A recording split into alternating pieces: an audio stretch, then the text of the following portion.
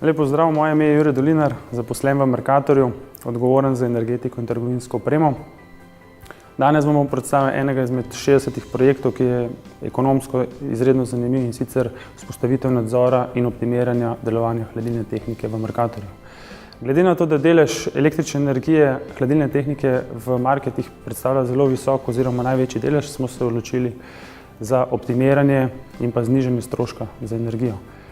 V letu 2012 smo pričeli z pilotnim projektom, enoletnim pilotnim projektom na 4 objektih, kjer smo dosegli zelo dobre rezultate in te rezultate tudi potrdili, seveda na področju znižanja rabe energije.